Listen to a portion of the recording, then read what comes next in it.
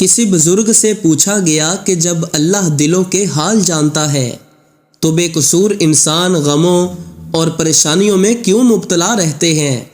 بزرگ نے مسکرا کر فرمایا، اللہ آزماتا ہے، وہ اپنے بندے سے بے حد محبت کرتا ہے، اور جس سے محبت زیادہ ہو اسے آزمائشوں سے بھی گزارا جاتا ہے تاکہ وہ اور قریب ہو جائے۔ برا وقت اور برے لوگ زندگی میں آتے ضرور ہیں مگر ہمیشہ کے لیے نہیں رہتے، وہ ہمیں کچھ نہ کچھ سکھا کر چلے جاتے ہیں اور یہی ان کی اصل مہربانی ہوتی ہے۔ ہمارا مسئلہ یہ ہے کہ ہم ماضی کے بوجھ کو اپنے کندھوں پر اٹھائے رکھتے ہیں، حالانکہ ماضی صرف سبق لینے کے لیے ہوتا ہے، زندگی بھر رونے کے لیے نہیں۔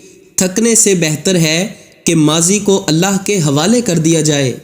کتنی امید بھری بات ہے کہ اللہ تعالیٰ فرماتا ہے، ہم دیکھ رہے ہیں تمہارے بار بار آسمان کی طرف رخ کرنے کو، جن کی دل کی بات اس دنیا میں کوئی نہیں سنتا، ان کی خاموش صدائیں بھی رب سن لیتا ہے۔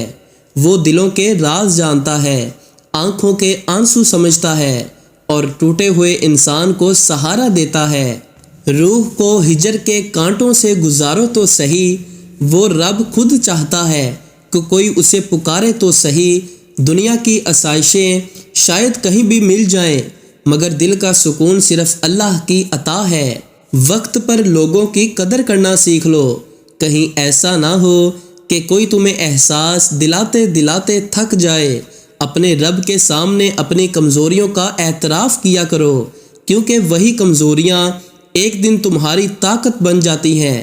بے شک اللہ ہر چیز پر قادر ہے۔ جب مشکلات آتی ہیں تو ہر راستہ بند محسوس ہوتا ہے، لیکن جو انسان امید اور توکل کا دامن نہیں چھوڑتا، اللہ اس کے لیے وہاں سے راستے نکالتا ہے جہاں سے اس نے کبھی سوچا بھی نہ ہو۔ اللہ کو یاد کرو، دل کی ویران شاخوں پر بھی سکون کے پھول کھل اٹھیں گے۔